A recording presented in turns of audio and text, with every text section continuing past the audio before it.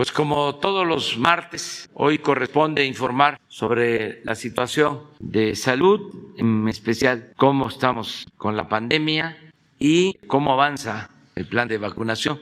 Vamos a que nos informen el doctor Jorge Alcocer, el doctor Hugo López-Gatell, Marcelo Ebrard y el general Luis Crescencio Sandoval. Muchas gracias, señor presidente. Con su permiso, buenos días a todas y todos ustedes.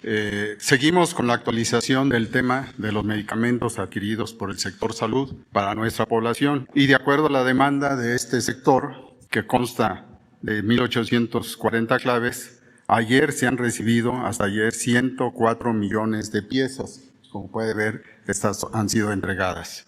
Y en la siguiente tabla les presento las piezas de insumos médicos para cada una de las instituciones. Hasta el 10 de septiembre la recepción era de 400.829.830 piezas, a lo que en la última y patriótica semana se agregaron 44.056.560 nuevas piezas derivadas de las órdenes de suministro, 5.280 de ellas que se generaron en esta semana. Como pueden ver en la tabla de la derecha, se muestra el mes de entrega, aquí hemos puesto de julio a septiembre, y la meta a alcanzar en diciembre de este año, en que llegaremos a un total de 444.886.390 piezas. En la siguiente imagen les comparto, por instrucciones del señor presidente, la distribución de medicamentos en el estado de Oaxaca. Como ustedes saben, los mecanismos para el ejercicio fiscal 2021 fueron requeridos, como en todos los casos, por la Secretaría de Salud, en este caso del Estado de Oaxaca, en la plataforma donde se integra todo lo que llega y todo lo que sale, la plataforma Amatis. Les recuerdo que el Hospital de la Niñez Oaxaqueña es un organismo público descentralizado con personalidad jurídica y patrimonio propio, lo que se coordina con su Secretaría del Estado, y esto agrega un poco de dificultad en la distribución. Pero esto va a ser atendido mañana a propósito por el maestro Ferrer, director del Instituto de Salud para el Bienestar. También les señalo que los puntos de entrega definidos en el estado de Oaxaca son el Centro Estatal de Vacunología para la recepción de biológicos, así como la distribuidora DISUR SADCB, encargadas de la recepción de medicamentos y material de curación. Ahora bien, la Secretaría de Salud del estado de Oaxaca, de enero al 15 de septiembre, ha recibido un total de 1.839.232 piezas de medicamentos y materiales de curación correspondientes a 454 claves. En la siguiente imagen les comunico que con respecto a las claves de medicamentos oncológicos provenientes en este caso de Corea, se realizó en agosto la entrega de 11 claves de medicamentos tales como el etopósido, doxorubicina en 2 dosis, vincristina, la carbazina, metotrexato de 50 y 500 miligramos, bleomicina, epirubicina, anaurobicina y oxipalatina. A partir de ayer ya se empezó a entregar 71 claves más correspondientes a 210.238 piezas. En la siguiente, por favor, se han emitido por parte de UNOPS e INSABI 297 órdenes de suministro con una fecha máxima de entrega del 22 al 10 de octubre, que corresponden a otras 375 claves y un total de 1.095.796 piezas. Finalmente, se ha solicitado al responsable del almacén del estado de Oaxaca nos informe respecto a las claves y piezas recibidas. Sin embargo, nos ha indicado que les demos un poco de tiempo, puesto que su personal no ha realizado el registro y envío de información a la Dirección de Control y Medición de Pedidos. Todo esto, como señalo, mañana va a ser atendido allá en Oaxaca.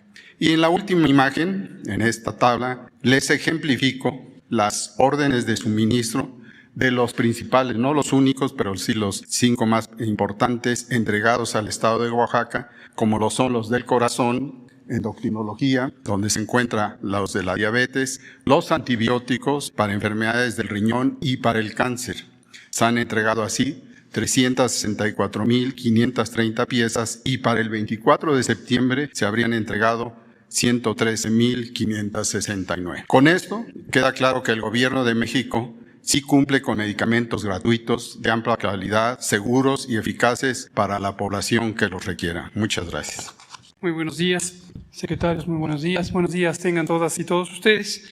Les queremos compartir el estado que guarda la epidemia de COVID-19 cuando cumplimos ya 8 semanas de reducción de la epidemia y el avance que tiene el programa de vacunación contra el COVID. Vamos a ver la primera imagen, que es nuestra curva epidémica de agregación semanal, con corte a la semana 36, cuando vivimos la semana 38, y abrimos la semana con una reducción de 25% y la tendencia continúa. 1.6% de los casos son los casos activos, todos los demás son personas que han recuperado del COVID. La siguiente, por favor. Lo mismo en la hospitalización, continuamos viendo esta tendencia de desocupación de los hospitales COVID en la medida en que llegan menos personas de las que se van de alta, y esto también se mantiene en una tendencia sostenida en todo el territorio nacional. La siguiente, por favor. Respecto a vacunación, seguimos cubriendo todo el territorio. Estamos ya en su mayoría en los grupos de edad de 30 y 39 y la mitad en 18 a 29 años. Recordamos a todas las personas que en todo momento quien no se vacunó puede hacerlo si en algún momento no tuvo la oportunidad de atender la vacunación en su localidad, pero ya puede hacerlo. Acuda al centro de vacunación, personas de 18 años en adelante. La siguiente nos muestra que llevamos 96 millones de dosis aplicadas en todo el país, que corresponden a 92.5 millones de personas que ya han sido vacunadas, 68% de ellas con el esquema completo. Y seguimos en buen paso para cumplir la meta del 30 de octubre, haber vacunado a toda la población adulta que así lo desee con al menos una dosis. La siguiente nos muestra que llevamos 70% de cobertura de la población adulta a nivel nacional, y también en la siguiente vemos que hemos recibido 109.5 millones de dosis de vacunas, de estas 7 vacunas que son las que utilizamos en México.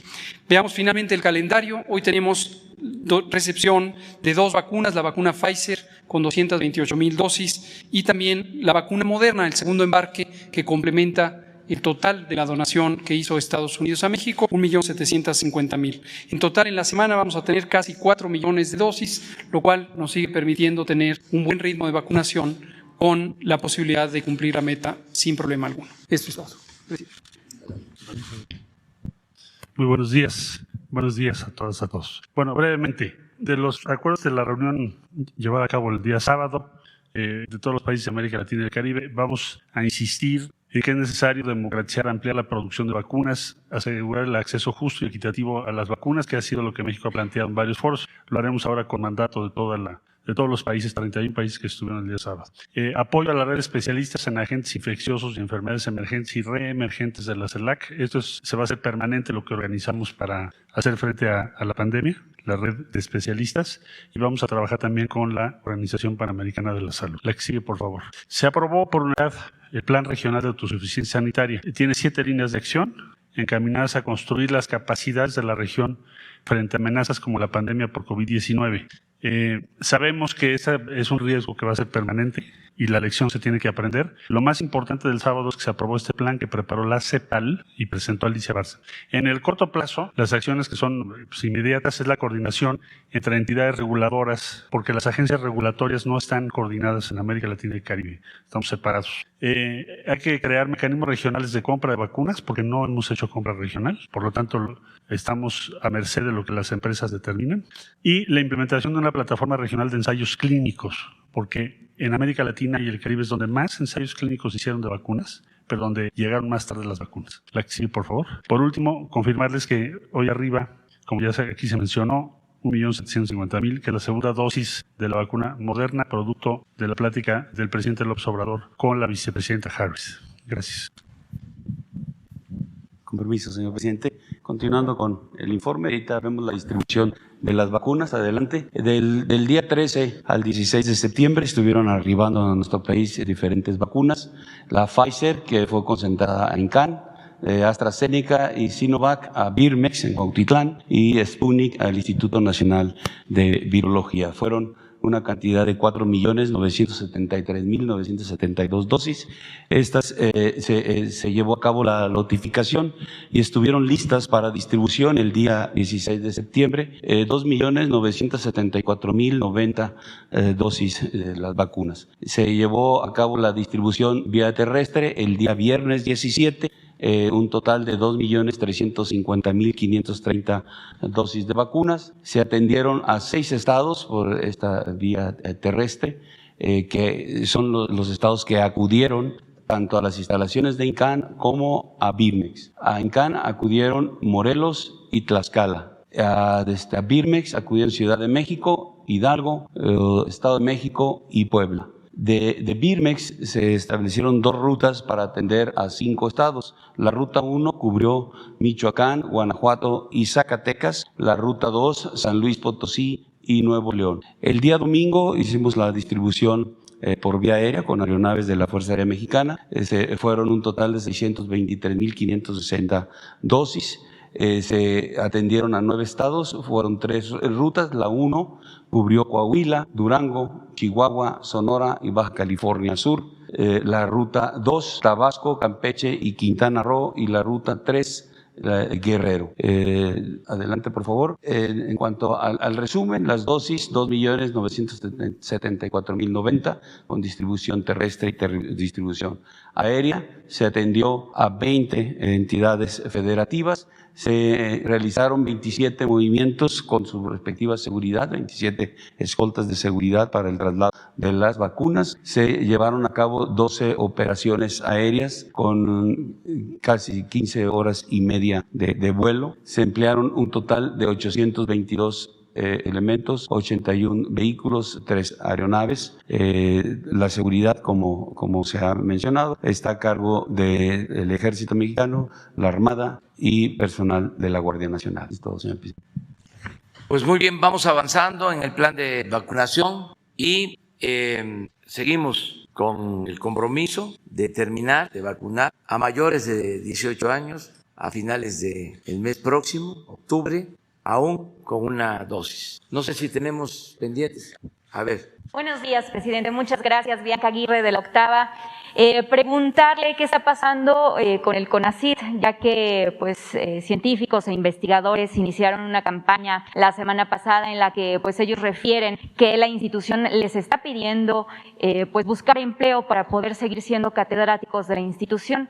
También señalan que hay una serie de arbitrariedades que están desde el 2018-2019 y desafortunadamente las más afectadas están siendo las mujeres, ya que fueron bastantes de ellas despedidas. También preguntarle a Marcelo Ebrard, al canciller, acerca de la llamada que tuvo ayer con el secretario del Departamento de Estado, Anthony Blinken, saber qué se derivó de esta llamada que se está dando en esta crisis migratoria entre Texas y Coahuila, y también preguntarle al subsecretario Hugo López-Gatell, acerca de la variante MU, si ya está aquí en México, hay casos y de qué se trata esta variante. Por favor y muchas gracias. Bueno, por lo que corresponde al CONACYT, vamos a pedirle un informe a la directora, a María Elena Álvarez, ya que nos informe. La verdad,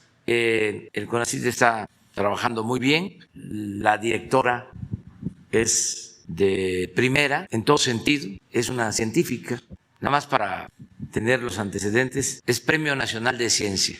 Eso no sucedía, mandaban políticos al CONACYT, creo que ahora son hasta diputados o senadores. Ahora es distinto, pero no solo es científica, es una mujer honesta, con principios, con ideales. Como en todo el gobierno habían mafias, esto pasaba en la intelectualidad, también en el caso de becarios, de gente de la academia, encargados de proyectos científicos. Muchas veces no investigaban nada, pero tenían influencia. Si pertenecían al grupo de Krause o al de Aguilar Camín, ya con eso era más que suficiente para mantener muy buenos niveles académicos, buenas calificaciones, premios, recompensas y buenos ingresos. Entonces todo eso ya no es igual y les produce nostalgia, añoranza, y andan pues molestos, inconformes, pero vamos a pedirle el informe a la directora.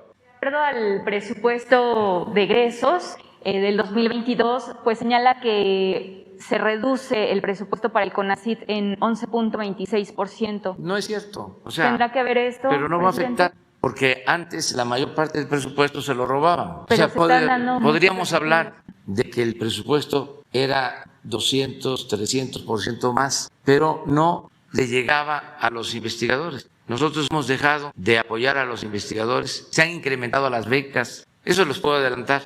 No se ha despedido a nadie.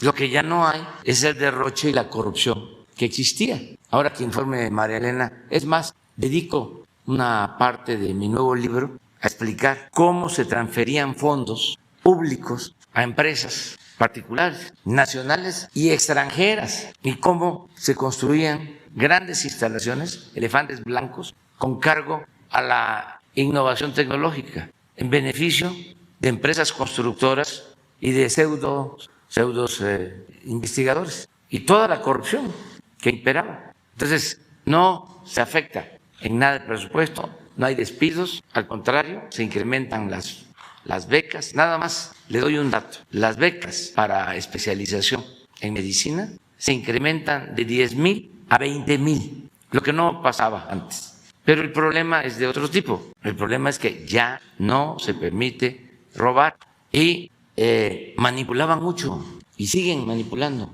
los capos de la intelectualidad, del AMPA, de la política y del periodismo. Entonces eso es lo que realmente sucede, pero vamos a que María Elena informe, y que pues para que venga ahora sí con más elementos, que nos recuerde cómo eran las tranzas en el CONACYT.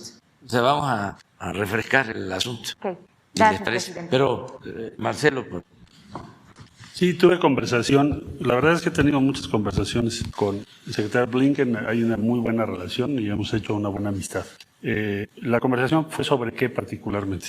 Pues aprovechar estos días que vamos a estar en Nueva York, voy a ver si voy a tener una conversación con él, para el tema de un flujo reciente muy notorio, notable, de personas de origen haitiano que provienen de Brasil y de Chile, no de Haití. Tienen condición de refugiados en esos países. Entonces no están solicitando ser refugiados en México, salvo un pequeño porcentaje.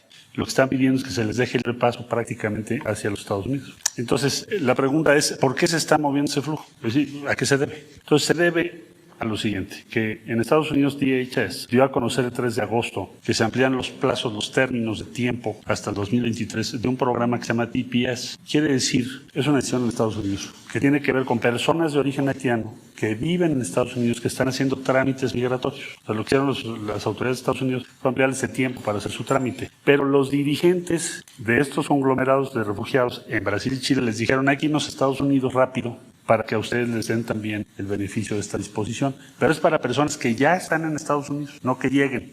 Entonces, la conversación versó sobre este tema en particular y la necesidad de tener una respuesta regional, no solo sobre este flujo que ha atravesado todos los países de América Latina. Estamos hablando de Perú, Ecuador, Colombia, Panamá, Costa Rica, Nicaragua, Honduras, Salvador, Guatemala y México. Porque lo están engañando.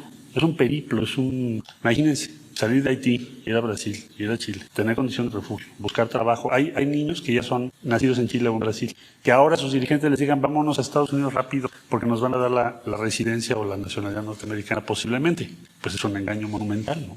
Eso no es cierto. Entonces hay que hacer un esfuerzo muy grande de información. Eso por un lado. La otra cuestión es el trabajo en torno a las condiciones que se están presentando en Haití. Se tiene que tener una respuesta, pensamos nosotros, de carácter regional y con apoyo también de la Organización de las Naciones Unidas para apoyar que la situación en Haití pueda mejorar lo más pronto posible. Ahora, hasta ahí llegamos. Ya en los próximos días, los avances que haya, se los voy informando. Eso fue la llamada. A usted. Gracias, Bianca, por preguntar esto de las variantes genéticas del virus SARS-CoV-2. Como hemos explicado en otras ocasiones, el virus SARS-CoV-2 es un virus que muta con considerable velocidad, un poco menos que los virus influenza, pero en general todos los virus de esa gran familia, los virus RNA, mutan muy rápidamente a lo largo del tiempo. En el caso de las variantes genéticas del virus SARS-CoV-2, la atención que se hace por los sistemas de vigilancia genética nacional, regional y global está centrada en identificar tempranamente aquellas características genéticas que pudieran implicar que el virus se vuelva más transmisible, como es el caso de la variante Delta, o que se volviera más virulento, más agresivo, que tuviera mayor capacidad de causar daño o enfermedad grave. Y también la posibilidad de que la inmunidad generada por las vacunas pudiera no ser suficiente para variantes nuevas. La Organización Mundial de la Salud coordina el esfuerzo global, la Organización Panamericana de la Salud el esfuerzo regional, y México muy orgullosamente participa activamente con estas redes de vigilancia desde hace muchos años, desde 1954, a través de nuestro Laboratorio Nacional de Referencia, el INDRE, el Instituto de Diagnóstico y Referencia Epidemiológicos. Actualmente en México tenemos, además de la colaboración con las redes regional y global, una colaboración con instituciones científicas, académicas, públicas de investigación. Precisamente gracias a la doctora María Elena Álvarez Builla y el CONACYT logramos integrar esta red de colaboración. La coordina el INDRE como Laboratorio Nacional de Referencia y participan múltiples institutos de investigación de la UNAM y de varias del Politécnico, del CIMBESTAF, etc. Respecto a las variantes que en el momento hemos identificado en México, hemos identificado casi todas las letras que hasta el momento se reconocen como variables de preocupación, que son de la alfa, beta, gamma y delta, y las que se consideran variables de interés o variantes de interés, eta, iota, kappa, lambda y mu. Ya tenemos la variante mu que se identificó al inicio del año en Sudamérica y hasta el momento no está clasificada como variante de preocupación, solamente variante de interés. Por lo tanto, no existe evidencia que sea ni más transmisible, ni más virulenta, ni que la inmunidad causada por las vacunas escape a esta, o que esta variante escape la inmunidad causada por las vacunas. Si hubiera en cualquier momento que identificáramos a través de esta vigilancia genética proactiva, tengan la certeza que lo informaríamos con toda oportunidad. Muchas gracias. Ya lo tenemos. A ver.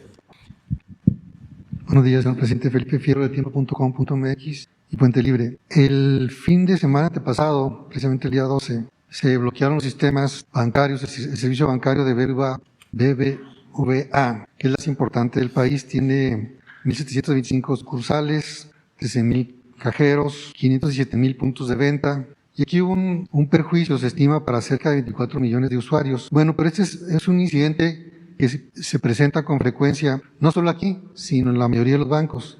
Y sin embargo, hay que destacar que los bancos mexicanos son campeones en cobro de comisiones altas y son campeones también en utilidades, y no se advierte que exista un control serio por parte de la Comisión Nacional Bancaria para regular este tipo de cosas que en otros países ya hubieran causado serias sanciones. Igualmente pasa con la Conducef. La pregunta es, ¿qué pueden hacer al respecto? ¿Qué van a hacer al respecto? Porque inclusive muchos bancos, sus páginas no funcionan, no hay atención al público y por teléfono pues no se puede hablar. Y la gente humilde pues no tiene acceso y tiene que aguantar los costos, los gastos o la incapacidad de los bancos a su cargo. Pues es una buena llamada de atención para que intervenga la Comisión Nacional Bancaria y de Valores, que nos informen qué procede en estos casos, que lo haga la Secretaría de Hacienda y la Comisión Nacional Bancaria y de Valores. Nosotros hemos mantenido la política de no modificar el marco legal con relación a bancos, a financieras.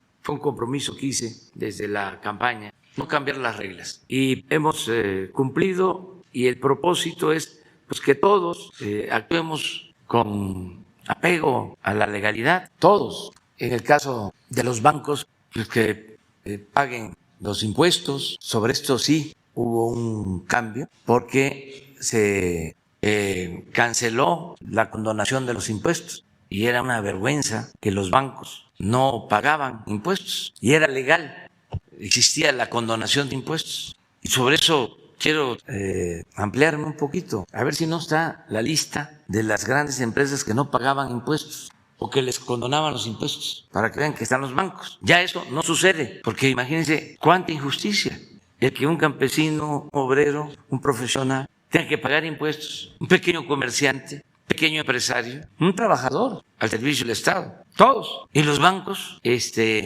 recibían el privilegio, se les daba el privilegio de que se les condonaban los impuestos. Así estaba la ley. El presidente podía ordenar la condonación de impuestos, el secretario de Hacienda. Y mientras buscan la lista, vayan también recabando una información que vi ayer en las redes sociales de un discurso, un fragmento de un discurso del presidente Biden, precisamente sobre el pago de los impuestos en Estados Unidos, para que tengan una idea de dónde está. Creo que lo vi en un mensaje de un legislador de la Ciudad de México. Él le pone de que el presidente Biden nos copia, pero no es así. Porque él ha mantenido ese criterio, pero lo explica con mucha claridad. Entonces, sí es importante que informe. ¿Cuándo rendría el informe la comisión? Pues yo creo que mañana podría ya dar a conocer una postura. Ese sería el compromiso sobre este asunto. En otro tema, señor presidente, ayer el Pleno de la Corte, sesionando, por mayoría decidió eliminar la objeción de conciencia de las enfermeras y de los médicos para oponerse al aborto. La decisión generó un gran debate en las redes porque esto les va a impedir a las enfermeras y a los médicos negarse a practicar el aborto. Ellos, los afectados, consideran que esta decisión va en contra del fin principal de su profesión, que es proteger la vida y la salud, que pone en alto riesgo a la mujer por diversas razones éticas personales, inclusive que puede ser de grave riesgo para quienes, por los efectos, para quienes lo practican, hasta que es evidentemente un homicidio. Pero la sentencia, de acuerdo con los propios magistrados, va más allá, podrá influir más tarde, dependiendo de lo que diga la ley, temas como la eutanasia, las transfusiones, trasplantes, vacunas,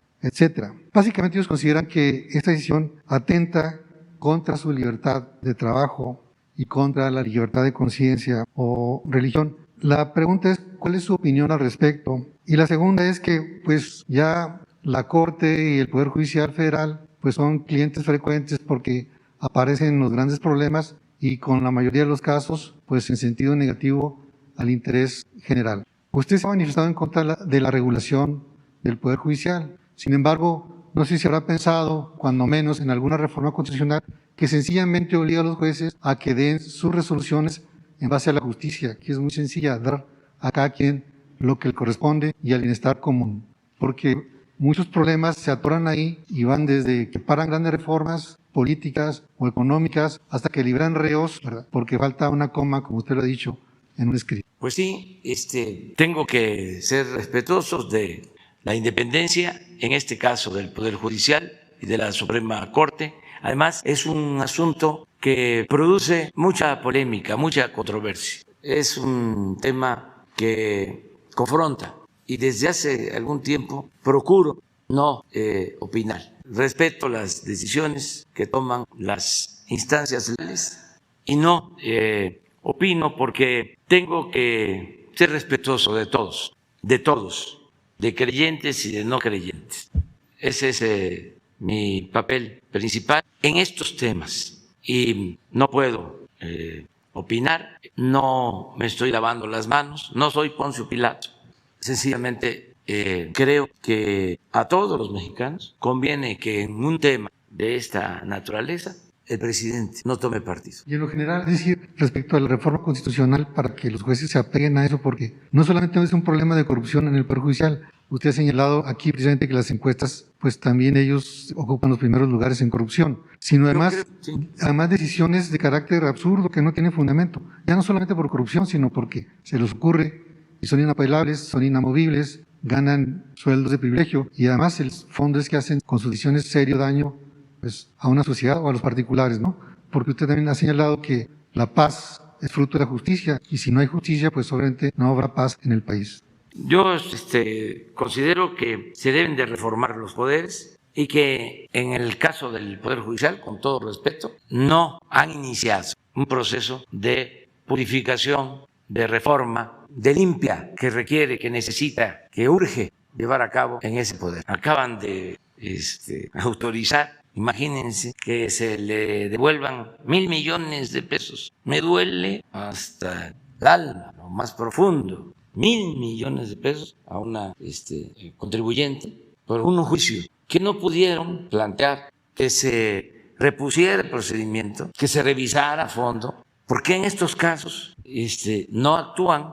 Porque no quieren. Con cuidado, sí, porque siguen amparándose, cobijándose en el derecho para no impartir justicia. Es el fondo. El fondo, que ellos deberían estar pensando siempre en la justicia. Es un tema que debe de tratarse, en efecto, porque no piensan en la gente, no piensan en el pueblo, y mucho menos en los pobres, en el pueblo raso. Es una élite. Entonces sí se requiere ahí una reforma a fondo. Eso viene de tiempo atrás, porque eran concesiones que se entregaban a partidos para mantener el régimen de corrupción, de injusticias y de privilegios. Entonces sí se necesita una reforma, claro, sin injerencia del Poder Ejecutivo, que ellos mismos... Pero no sería ahí la libertad del coyote o del zorro en el dinero. No, porque se tendría que hacer una reforma constitucional y yo pienso que los mismos miembros del Poder Judicial deberían de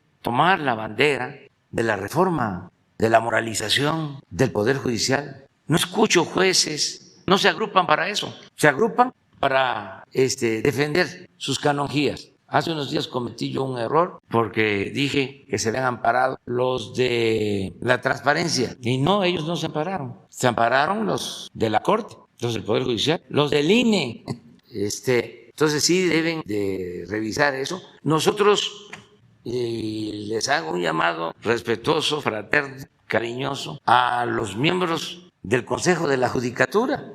Me tocó a mí proponer a 3 de primera, 2 mujeres y el maestro Batis, un hombre íntegro, recto. Las 2 mujeres, abogadas de prestigio, pero no los escucho, no sé nada de ellos. ¿Se equivocó? No, es que a lo mejor en ese ambiente los adormecen. Entonces necesitan denunciar, necesitan combatir la corrupción. Ahora que hubo esta resolución de que el pueblo de México, con dinero del pueblo, con dinero del presupuesto, porque el presupuesto es dinero del pueblo, paguemos 1,000 millones, porque ellos, los de la Consejería de la Judicatura, uno no salió a decir nada. ¿Qué? No les corresponde. Hay que cuidar las formas. Entonces, eso lo tenemos que seguir planteando para que no haya abusos. No sé si tengan, a ver la lista. Sí, nada más los vamos. A Banamex le condonaron con Peña 10,824 millones y con Calderón 5,024. No hay ningún municipio en el país que tenga ese presupuesto. Ni en Bursa, así es, ¿verdad? 931 con Calderón, 931 millones, pero con Peña 6,413. En total, 7,344. Bancomer, 5 millones con Felipe Calderón, pero con Peña 5,274. En total, 5,279 millones de pesos. Mientras todos, HSBC, les platico la historia ahorita, pues, de lo que nos hizo en una ocasión. Ya lo pasado, pasado, diría la canción, pero no está de más. Perdono, pero no olvido. Con Peña, 1,346 y con Calderón, 956 millones. 2,302. Este banco, ya lo dejamos hasta ahí. Ese banco, cuando estábamos en oposición, abrimos una cuenta para que la gente ayudara, porque de eso nos íbamos a mantener, para mis gastos, para seguir recorriendo el país, porque yo no tengo bienes, no vivo de mis rentas. Entonces la gente iba con mucho gusto y depositaba en esa cuenta, y de repente nos las cancelan, ese banco, y así de manera arbitraria. Por eso le agradezco mucho al que era dueño de Banorte, que ya falleció, Roberto González, porque nos quejamos que era una arbitrariedad. Además, el depósito tenía un máximo, porque teníamos que cuidarnos de que no nos metieran 500 o 1,000 millones, ¿no? No se podían depositar, creo que más de 20 o de 30 mil pesos. Y nos quejamos de manera prepotente, nos cancelaron la cuenta, y Roberto González me mandó a decir de que en su banco nos abrían la cuenta. Imagínense las que pasamos, que ni siquiera querían que tuviésemos cuenta. Además de toda la investigación, todo el espionaje. Entonces, ya esto no existe, ya no hay condonación de impuestos. Entonces, todo esto es lo que nos ha permitido tener recaudación suficiente, no endeudar al país y que ese dinero le llegue al pueblo, le llegue a la gente. Pero no sé si encontraron lo del presidente Biden. que tiene que ver con lo mismo. A ver. Working people were struggling to make it long before the pandemic arrived. Big corporations and the very wealthy were doing very well before the pandemic. That's why I've said, starting back in my campaign for president, that it's not enough to just build back. We have to build back better than before. And that's how it all begins. Big corporations and the super wealthy have to start paying their fair share of taxes. It's long overdue. I'm not out to punish anyone. I'm a capitalist. If you can make $1 million or $1 billion, that's great. God bless you.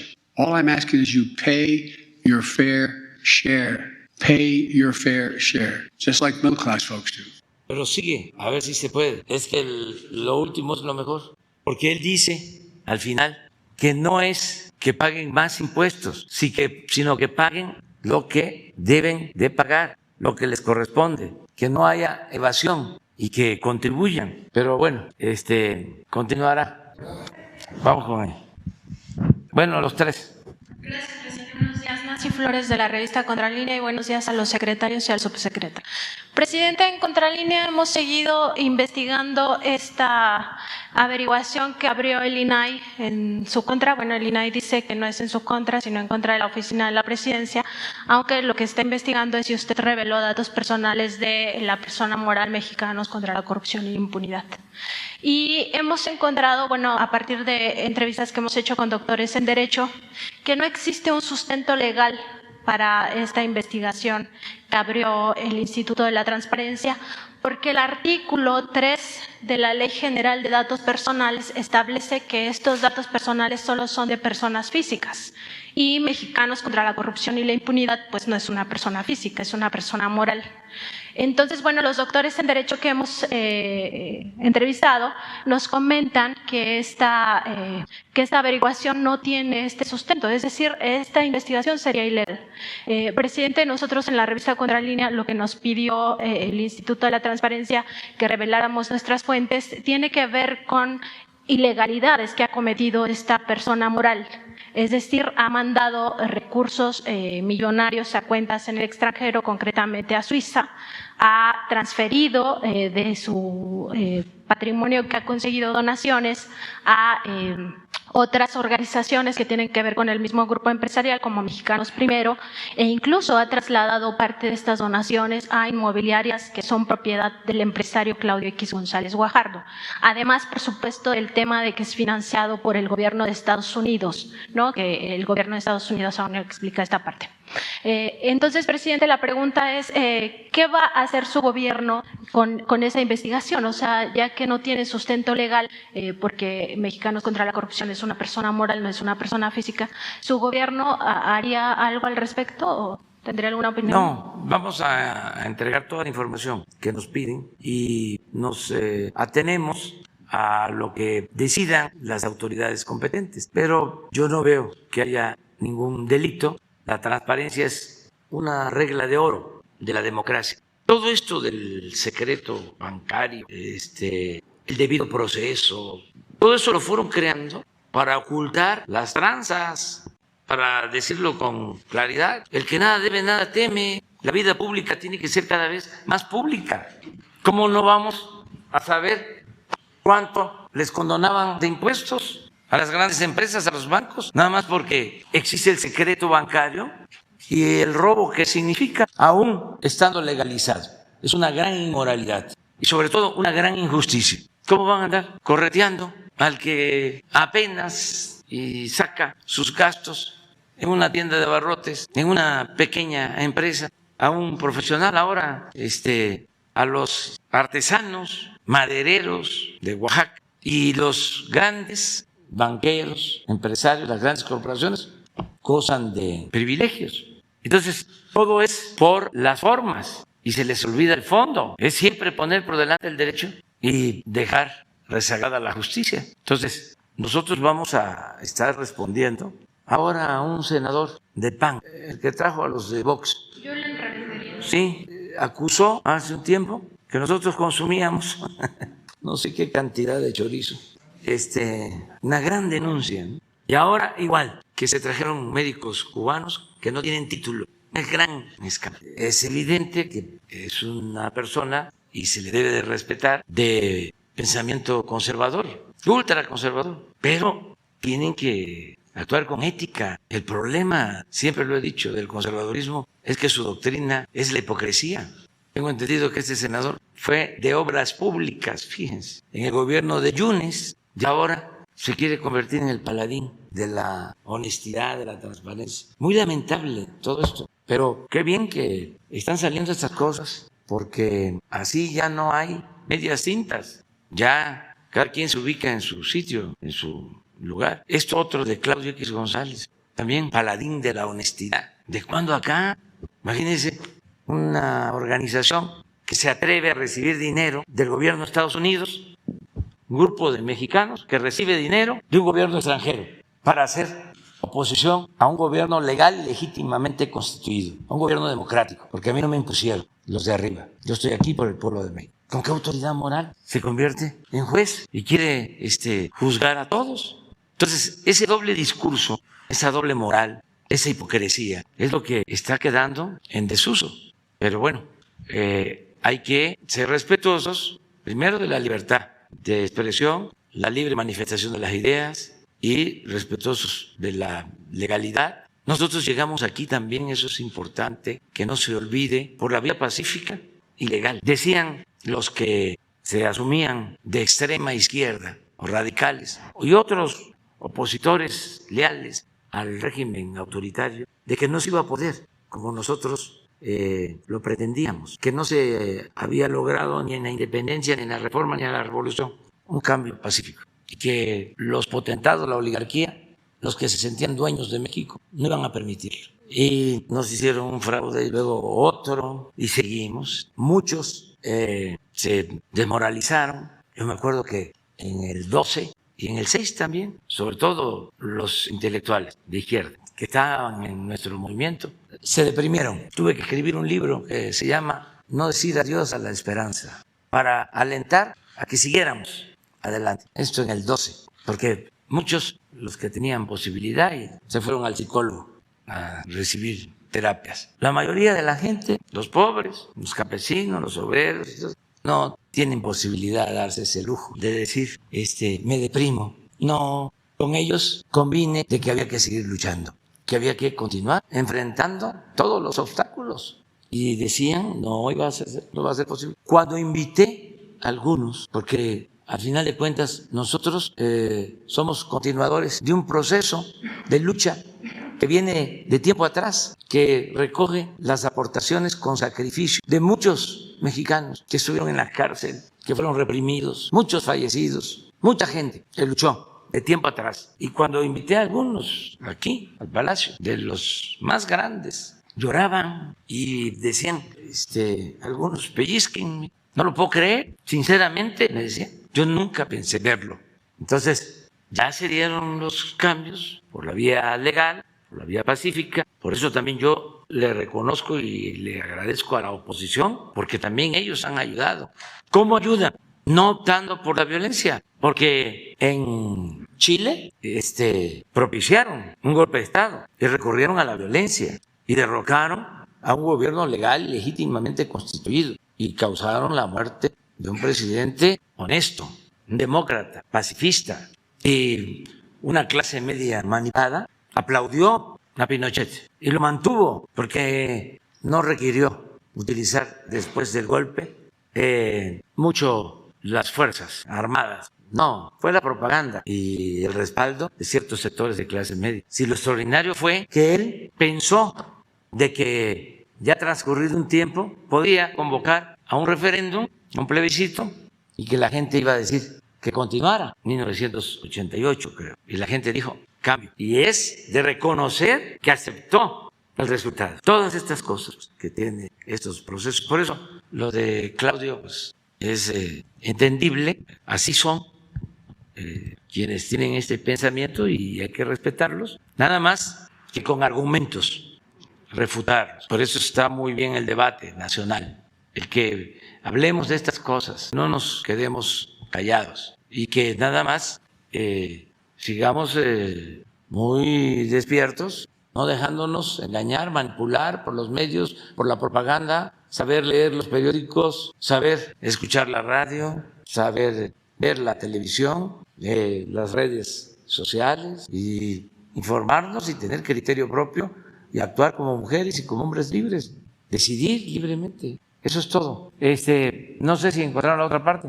A ver, nada más porque es interesante. Big corporations and super wealthy have to start paying their fair share of taxes. It's long overdue. I'm not out to punish anyone. I'm a capitalist. If you can make $1 million or $1 billion, that's great. God bless you. All I'm asking is you pay your fair share. Pay your fair share, just like middle class folks do. But that isn't happening now. Today in this country right now, the top 1%, for example, evade an estimated $160 billion in taxes that they owe each year. Not new taxes, taxes that they owe. How is it possible that the wealthiest billionaires in the country can entirely escape paying income tax on what they've made? How is it possible for millionaires and billionaires that can pay a lower rate of tax than teachers, firefighters, or law enforcement officers? Here's the simple truth. For a long time, the subsidies were great for those at the very top. While ordinary, hardworking Americans, the people who built this country, have been basically cut out of the deal. Estaba mejor la segunda parte, ¿eh? Presidente, yo sé que seguramente este tema de la investigación no le preocupa, nada más decir que hasta ahora el INAI no ha abierto ningún procedimiento de verificación de datos personales por personas morales, entonces esperaría que el próximo 15 de octubre pues cierre esta investigación definitivamente, que no tiene ningún sustento legal. En mi segunda pregunta, presidente, usted aquí en la conferencia mañanera ha hablado mucho de cómo el sistema se creó para permitir los grandes latrocinios y para permitir todos los crímenes que cometieron los expresidentes. Y también hay 6.5 millones de mexicanos que votaron en la consulta porque sí se juzgara a los expresidentes, ya que todo el sistema mexicano no lo va a permitir, porque así está planteado, porque lo hicieron para que toda la corrupción pues se hiciera y no hubiera consecuencias para ellos. Hay un procedimiento en la Corte Penal Internacional contra Felipe Calderón Hinojosa, que más de 20,000 personas lo promovieron, lo llevaron a la Corte Penal Internacional en La Haya. Es tiempo ya de que el Estado mexicano le pidiera a esta Corte Penal Internacional que se pronuncie sobre ese caso. En México no se le va a juzgar jamás por los crímenes de guerra, por los crímenes de lesa humanidad de los cuales este expresidente es responsable. Son miles de personas que perdieron la vida, miles de desplazados, miles de desaparecidos forzosamente, más todas las familias destrozadas por su guerra contra el narcotráfico. Presidente, ¿cree usted que ya es momento de que el Estado mexicano le solicite a la Corte Penal Internacional de La Haya, con este respaldo de 6.5 millones de personas que votaron en esa consulta, pues que ya diga algo sobre este procedimiento? Lleva más de 9 años allá. Bueno, eso corresponde a los ciudadanos que presentaron la denuncia. Creo que el Estado no debe de participar en este tema. Creo que esta instancia debe responder. Si se hizo una denuncia con toda la formalidad legal, pues corresponde dar una respuesta. No tiene por qué haber un exhorto, un llamamiento del Estado. Ya es una denuncia en curso y lo que hace falta es una resolución. A ellos corresponde. Nosotros no tenemos por qué formalmente hacer un exhorto. Además, yo repito que no vamos desde el gobierno a presentar ninguna denuncia en contra de expresidentes. Lo que está en curso, lo dije desde que tomé posesión, no se va a detener, porque no somos tampoco tapadera de nadie, pero nosotros no vamos a auspiciar, a promover ninguna denuncia en contra de expresidentes. Y así lo dije desde que tomé posesión, porque estamos viendo más hacia adelante y yo creo que la justicia tiene que ver mucho con lo preventivo, con la no repetición. Nosotros hicimos el compromiso de no hacer lo mismo y por eso, aunque no les guste a algunos, aquí hacemos denuncias y estigmatizamos a la corrupción, porque considero que eso es un gran aporte. Lo peor era que antes robaban los altos funcionarios públicos, los llamados hombres de negocio, y ni siquiera perdían su respetabilidad, hasta se les aplaudía. Entonces ahora eso ya no se permite, no se tolera. El corrupto es mal visto. Aquí siempre he hablado de que el corrupto no solo se daña a él, no solo se afecta a él mismo, afecta a sus familiares. Antes a lo mejor no había conciencia de eso. Al contrario, las hijas, los hijos, los familiares, presumiendo con carros de lujo, con alhajas, viajes al extranjero, todo. Y era normal. Pues ahora no. Ahora les diría que hasta preocupa la situación de los hijos de los corruptos, porque hay un escándalo de corrupción.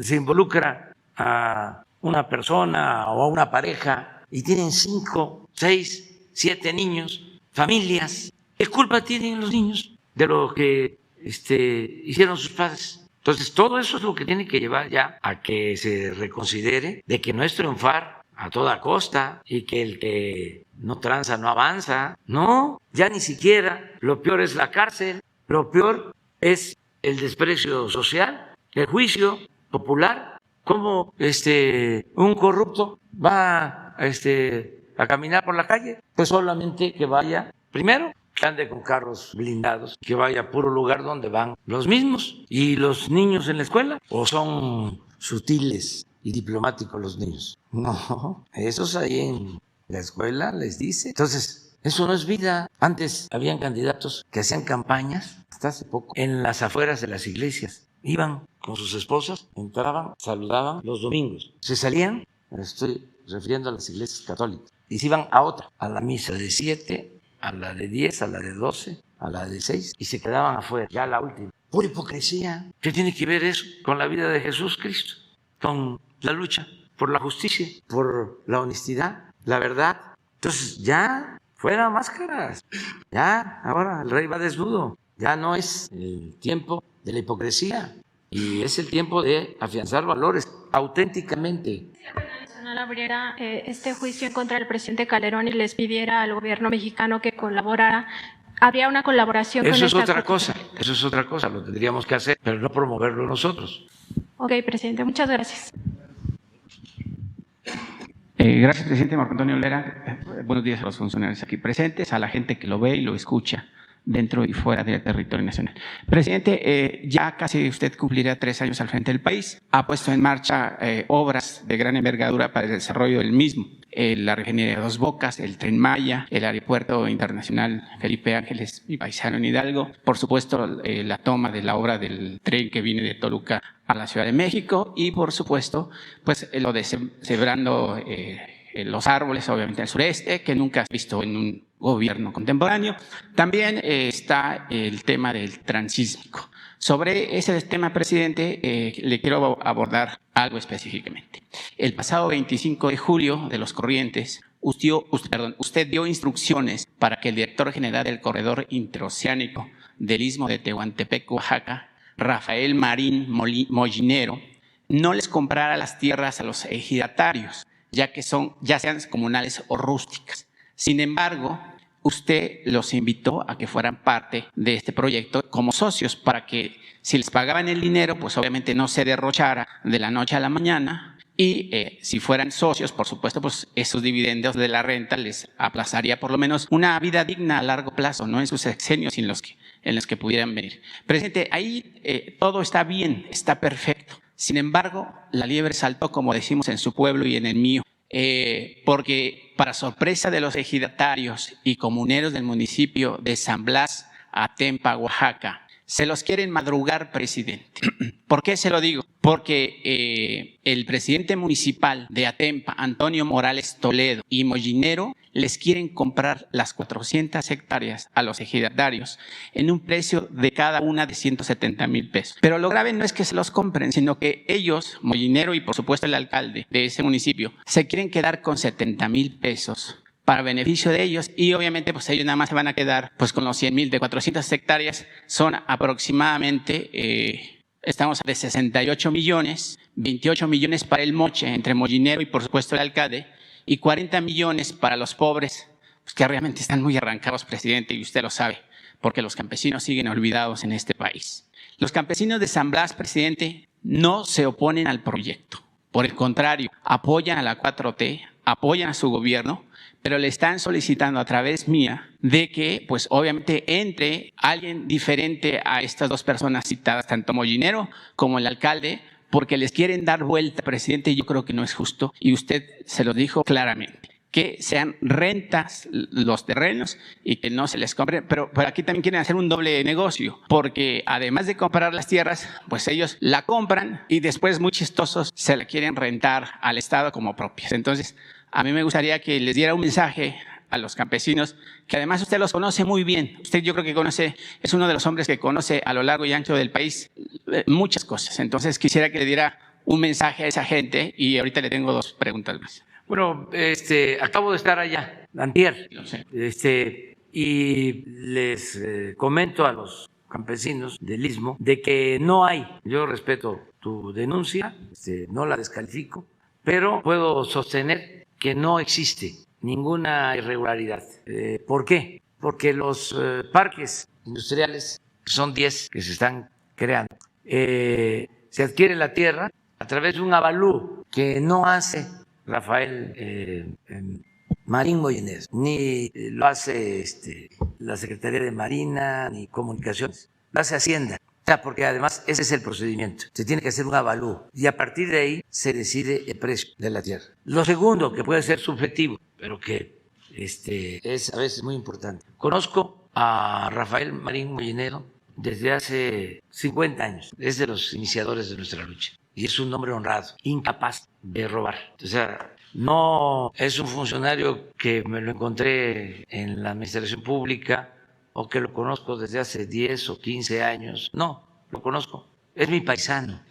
Es del pueblo de mi esposa Rocío, la afinada Rocío, de Teapa. Entonces, no hay nada de eso. Y de todas formas, vamos a hacer la investigación para aclarar. Lo que hay, y sí me presentaron denuncias, es de que existen coyotes que no tienen nada que ver ni con Rafael ni con servidores públicos, sino con gente que ha llegado. Esto sucede en varias obras, en distintos lugares del país, donde llegan coyotes. Les voy a poner ejemplos, pero no, sí les voy a poner ejemplos, porque esto ayuda mucho, pues. Habían coyotes en el aeropuerto de Texcoco, dice el general.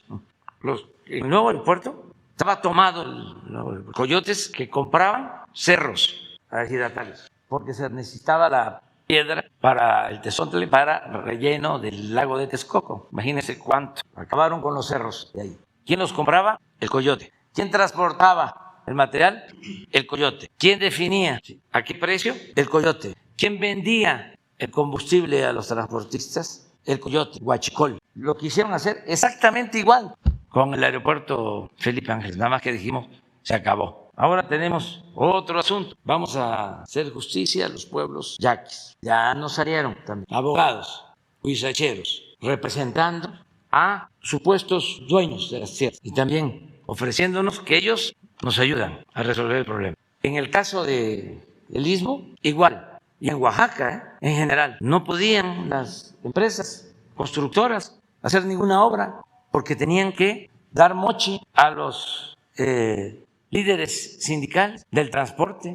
Entonces, todo eso ya se terminó, ya no es así. Entonces, no estoy afirmando que lo que tú estás planteando sea de ese tipo, pero vamos a hacer la investigación y decirle a los campesinos que estén tranquilos, no vamos a permitir que les roben y que la obra es en beneficio de ellos, que no es para perjudicarlos. Y que además les ayudaría mucho de por vida porque están muy arrancados, presidente. Sí, y en estos parques, que son 10, ya hay solicitud para 2, se van a instalar grandes empresas, se van a crear muchos empleos en todo el Istmo. Entonces va a ser para beneficio de la gente, sin afectar, al contrario. Hay, llegando a Salina Cruz, en el tramo de Tehuantepec a Salina Cruz, hay una invasión al derecho de vía de familias humildes, pobres, que se establecieron, que es el derecho de vía. No estamos desalojándolos. Ya dimos instrucciones y en un terreno de la Secretaría de Marina se les van a construir sus casas bien hechas, no cuartitos, no cajitas de zapatos, sino bien hechas, para que tengan sus casas. Lo mismo, aprovecho para hacerle el llamado a quienes por necesidad están ocupando las orillas del Cerro del Chiquihuite, que tienen mucho riesgo. Hoy en la mañana hicimos una revisión porque hemos dado la instrucción de que se haga un estudio a fondo para hacer una valoración de riesgos y hay casas que ya no pueden estar ahí. Es muy peligroso. Entonces, ¿qué les ofrecemos? Sus casas en otras partes, donde no corran riesgos, donde puedan vivir con tranquilidad. Hoy dimos ya la instrucción en ese sentido. En donde se consiga el terreno, que vamos a conseguirlo, y las casas que sean necesarias, para que no corran riesgos, porque lo más importante de todo es la vida. Vamos a ponernos de acuerdo para que tengan casas como ellos lo merecen y lo requieren y no van a salir perjudicados, al contrario, para que también tengan el estímulo y que puedan tomar la decisión, porque a veces tienen que estar ahí corriendo los riesgos porque no tienen otra forma, no tienen a dónde ir. Todo lo que se requiera, se está terminando el estudio, ya se dio instrucción para tener los terrenos y las casas. Y así en todos los casos. Aprovecho también dar un saludo y al mismo tiempo un llamamiento a los que ya desde hace mucho tiempo están tomando las vías en Michoacán. Son muy poquitos, es una provocación. ¿Por qué no vienen aquí con Leti? Porque están perjudicando a muchas personas. Tienen detenidos trenes. Es el transporte de combustible que se utiliza para la generación de la energía eléctrica. ¿A quién perjudica? Al pueblo. Entonces, solo por intereses políticos, por gente que quiere hacernos quedar mal, porque lo que quisieran es que diéramos la orden de desalojarlos para que tengan la bandera de que somos represores. Entonces los llamo de manera respetuosa a que vengan, que desalojen las vías y que sus demandas justas van a ser atendidas. Porque el gobierno que represento está para eso, para hacer justicia. Si se trata de un chantaje, no. Pero si se trata de que es que no les han pagado su sueldo y lo muestran, ya casi les digo que vengan a cobrar, pero que nos ayuden de esa manera. El gobierno está abierto al diálogo, no se perjudica a nadie. La vez pasada lo dije y lo repito ahora, hay gobiernos que dan y hay gobiernos que quitan. Este es un gobierno que da. Presidente, una segunda pregunta, si me lo permite. Las obras que le mencioné y que todo el mundo conoce, pues obviamente darán un desarrollo no solamente para este sexenio, sino para venideras generaciones. Sin embargo, a casi 2 años y medio de que pues concluya prácticamente su administración, porque ya los 4 o 5 meses de la final de su sexenio, pues muchos se irán a la campaña de Marcelo o a la de Claudia, según sea quien sea el candidato. En ese sentido, presidente, le quedan 2 pendientes desde mi punto de vista importantísimos que le falta cumplir su gobierno. El combate a la corrupción, que todavía permea en medios mandos y sobre todo en las alcaldías y en los gobiernos de los estados. Su gobierno, usted lo ha dicho aquí, no quedará fijo o no pasará a la historia si no se combate la corrupción con las escaleras de arriba abajo, pero también hay que barrerlas del medio porque algunas se quedan ahí sucias. Y también, obviamente, la seguridad del país. Si no pacificamos el país, presidente, ninguna de estas obras van a servir, porque si no hay paz, pues obviamente no vamos a estar tranquilos. Sobre ese tema, presidente, sobre la corrupción, perdone que yo le insista sobre el tema del ISSSTE. Es una institución que tiene más de 60 años al servicio de la patria. Le presta atención médica a más de 80-90% de los profesores que ofrecen o que imparten clases en este país. Y que usted además defiende mucho a los maestros, porque son, digamos, los segundos padres de los alumnos, de los educandos que asisten a las instituciones. Presidente, el Sindicato Nacional Auténtico y Democrático de los Trabajadores del ISSSTE le vuelven a preguntar sobre la denuncia que aquí se realizó con relación a las autoridades del ISSSTE, en específico del general James Pedro Lohan, director normativo de Administración y Finanzas. Es de su conocimiento que se le dio información confiable que involucra el actuar del general Lohan al frente de la administración del ISSSTE,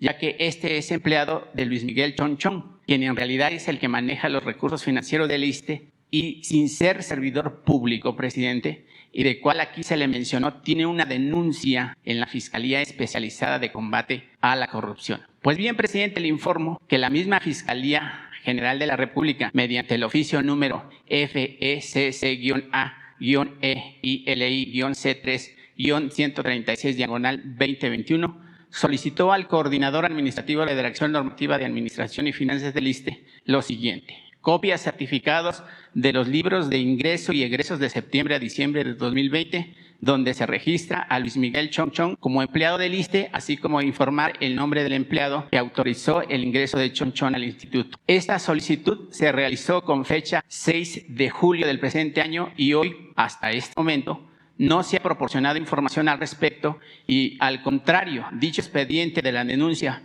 por obra de magia, pues desapareció y Luis Miguel Chong Chong sigue dirigiendo y actuando en el ISSSTE para su beneficio personal.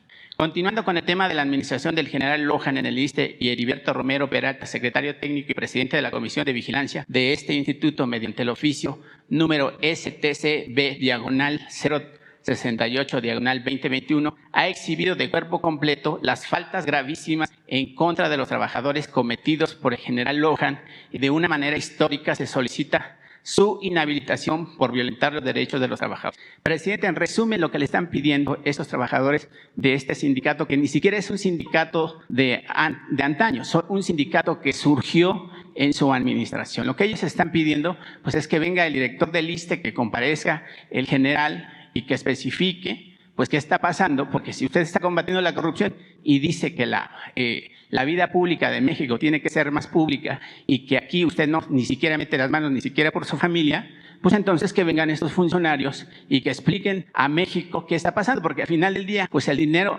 de las arcas públicas es mi dinero, es su dinero y el resto de los mexicanos. ¿Qué podemos hacer en ese sentido, presidente, si ya hay una investigación, si se está denunciando? ¿Qué es lo que está pasando ahí?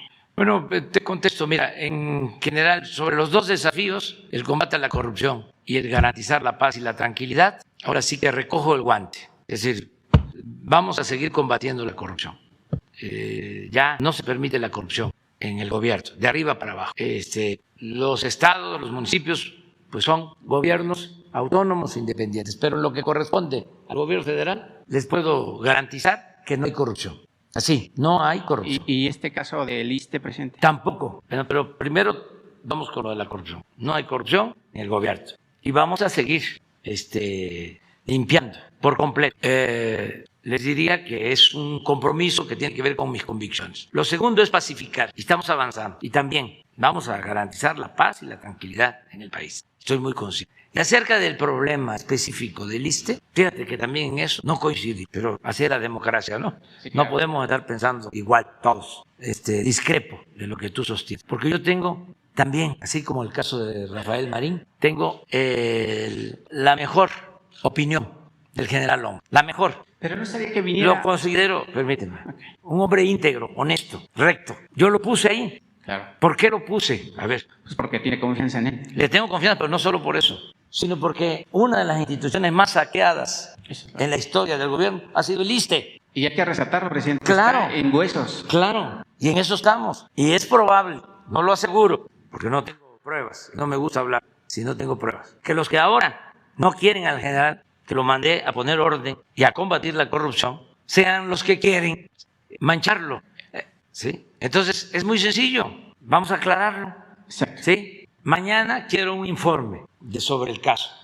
Y se va a dar a conocer. Y para que no haya un hostigamiento como el que se está haciendo, no, un señalamiento como lo que estamos haciendo, pues que vengan ambas partes y que dialoguen. No, eso en otra parte. Pero aquí nada más va a ser el informe sobre lo que tú me estás planteando. Claro. Y no se cancela la posibilidad de que hoy mismo se busquen y dialoguen. ¿Qué te parece?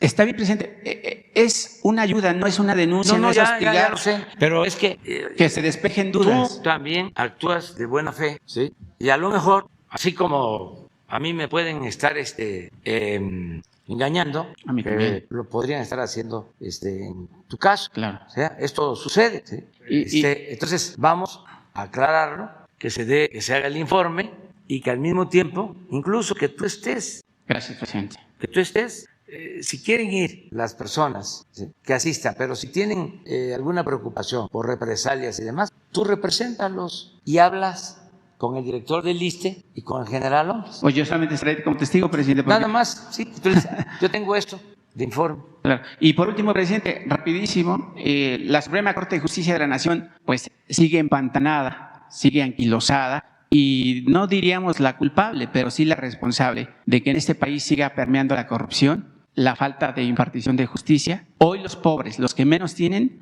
apenas si alcanzan un ápice de justicia. Y yo creo que ni eso, presidente. Sobre ese tema, pues yo quisiera preguntarle, aunque son poderes diferentes, el Poder Judicial y el Poder Ejecutivo que usted representa, ¿cuál sería el curso de diálogo para rescatar al país de esta inseguridad que tenemos y la falta de justicia que permea en este país, pues no solamente en su administración, porque sería injusto decir que nada más en su administración. Esta injusticia se permeó, se consolidó, se cuajó, pues desde hace 80 años en este país, con gobiernos del PRI, el PAN y el PRD y todos los que ya sabemos. Presidente, se lo digo porque pues prácticamente la Suprema Corte de Justicia de la Nación, quien también pues ve y es garante de los ministerios públicos y de los jueces, si no me equivoco, pues hay dos casos específicos que le voy a decir rapidísimo. El pasado 3 de junio de este año, la enfermera Perla Brigitte Mendoza fue secuestrada, desaparecida por el doctor Raúl de Jesús Pérez López y por su hermano Raúl Olán, quien se encuentra prófugo de la justicia. El doctor Raúl de Jesús está detenido, pero según los padres de esta enfermera, el fiscal Rodrigo Rosal del estado de Zacatecas asegura que no se puede hacer nada para saber dónde se encuentra la chica. En ese sentido también coinciden Marco Antonio Bazán, secretario de Seguridad Pública de Fresnillo, y Cecilia Rodríguez Chávez del Ministerio Público. Presidente, la familia y los padres de Perla Brigitte le piden que intervenga o por lo menos que las autoridades correspondientes participen en esa investigación. También fueron a ver a David Monreal cuando fue gobernador electo. Le dijo que hasta que tomara su cargo, pues ya lleva prácticamente 15 días y ha hecho caso omiso. Presidente, aquí el tema de la desaparición de personas, secuestro, desplazados, pues sigue y ojalá que pues Zacatecas pues encuentre la paz y por supuesto pues las autoridades correspondientes le den curso a la desaparición de la enfermera que aquí le menciono. También en otro estado, por supuesto, y desde el pasado 6 de junio, cuando se llevaron las elecciones pasadas, pues es dramático, presidente, el tema que está viviendo una familia de Atlamacatzingo del Monte Guerrero. Imagínese, presidente, todos los integrantes de la familia se fueron al norte por la pobreza y la falta de oportunidades, salvo su hijo y el padre de esta familia. A las pasadas elecciones del 6 de junio, Benito Santiago Chávez fue asesinado a mansalva porque quería o pretendía ser candidato a la alcaldía del municipio. Hoy, presidente, ese crimen sigue impune. La carpeta de investigación sigue atorada. Nadie hace justicia para que este hombre pues pueda, pues por supuesto, sus familiares alcanzar una justicia. Todos sus familiares viven en Estados Unidos. Su padre ahora convalece en un hospital de Guerrero y pues ahí se va a quedar en el olvido. El fiscal de ese estado pues dice que no hay una carpeta de investigación y está pidiendo algo absurdo. Videos y fotografías. Imagínense, si un hombre fue asesinado en mansalva en el medio del monte, pues los únicos que pueden ser testigos pues, es la flora y la fauna. Presidente, la carpeta de investigación de este asesinato es el 1208-04-406. Presidente, esos son algunos de los miles de problemas que vive este país y es obviamente consecuencia de la falta de impartición, de los jueces corruptos, de los jueces maiciados y por supuesto pues, el responsable pues, es la Suprema Corte. ¿Cómo ir de la mano con esta dependencia que es independiente al Poder Ejecutivo? Hay que seguir luchando por la justicia y no claudicar. Hay que luchar todos los días sin claudicar. Sobre estos dos casos, yo le voy a pedir a Leti Ramírez que hable contigo, que le pases la información y en lo que nosotros podamos ayudar, vamos a seguir ayudando y hay que seguir adelante. Me tengo que ir, a ver, pero quedó pendiente la compañera, tú también, ¿verdad? No, tú no, ustedes 2, 3 y 4, 5, ¿de acuerdo? Ya, por favor, tengo muchísimas cosas, muchas cosas. Tenemos bastante trabajo para continuar la transformación del país. Mañana están invitadas a la feria aeroespacial en Santa Lucía a las 12 del día mañana. Es algo muy importante. Y vamos a continuar visitando todas las regiones este fin de semana. Vamos a estar aquí en la Ciudad de México porque tenemos actividad, pero vamos también a recorrer las refinerías que se están modernizando para que no nos atrasemos con ese propósito. Eso es lo que básicamente tenemos. Nos fue muy bien en la reunión de la CELAC, estuvieron presidentes, ministros, en un ambiente de mucho respeto hacia México, hacia nuestro país, y nosotros también muy respetuosos de todos los países de América Latina y del Caribe. Y llevamos muy buenas relaciones con todos los países de América Latina, del Caribe, del mundo, desde luego con Canadá, con Estados Unidos. Es muy buena la relación y es una política exterior ajustada a los principios constitucionales de no intervención, autodeterminación de los pueblos, solución pacífica de las controversias, cooperación para el desarrollo. En fin, vamos muy bien, no tenemos ningún problema con ningún gobierno y llevaban ya mucho tiempo sin reunirse los presidentes de América Latina y del Caribe. Por la pandemia no se podían hacer reuniones presenciales, pero también por diferencias. Y México es la casa de todos. Y les agradecemos a todos que nos tengan confianza para asistir, todos. Algunos adversarios nuestros que son nuestros amigos, no nuestros enemigos, no les gusta que invitemos a presidentes, a ministros de ciertas posturas políticas, ideológicas. Nosotros invitamos a todos y somos libres, somos independientes, somos soberanos. No vamos a invitar solo a un grupo o a algunos y a otros no, de ninguna manera. Y más cuando se trata de los países de nuestra América, como decía Martín, porque él decía nuestra América, cuando se refería a los países del Caribe y de América Latina. Nosotros decimos América. Eso de América para los americanos tiene que cambiar y tiene que convertirse en algo así como América es de todas y de todos los americanos. Los que han viajado a veces se molestan, con razón, porque en otros países cuando dicen América están pensando en Estados Unidos, Norteamérica, pero no, América es todo, nuestro gran continente. Es la tierra de Hidalgo, de San Martín, de Bolívar, de Washington. Es la tierra de todos en nuestro continente. Entonces estuvo muy bien la reunión y lo que estamos buscando es precisamente la cooperación para el desarrollo. Lo que se consiguió de ayudarnos mutuamente en todo lo que tiene que ver con la pandemia, las vacunas, el ayudarnos en caso de desastres naturales. Eso fue muy importante. Y también el planteamiento de una integración regional en lo económico. Cómo surge la Comunidad Europea y se convierte en la Unión Europea, cómo se está desarrollando Asia y, ¿por qué no, América como región económica? Si tenemos un gran potencial en recursos naturales, en creatividad, en fuerza de trabajo, en tecnología, en mercado, porque tenemos una capacidad de consumo superior a la de otros continentes. ¿Por qué no nos integramos? Además, tenemos muy poca distancia de un país a otro. Ahora los fletes son costosísimos en cuanto al costo final de una mercancía. Nosotros estamos en una región, esa es una de las grandes ventajas comparativas que nos da el tratado comercial con Estados Unidos y el Canadá, esta cercanía con un mercado muy poderoso en lo económico, en lo comercial. Entonces, estuvo muy bien la reunión, muy bien. Ellos se fueron muy contentos, todos, y eso es lo que podríamos informarles. ¿Cuándo la va a hacer? A finales de esta semana, sí. También vamos a tener una reunión con los papás, las mamás de los jóvenes de Ayotzinapa. Creo que va a ser el viernes, pero ya les vamos a dar la agenda. ¿Mande?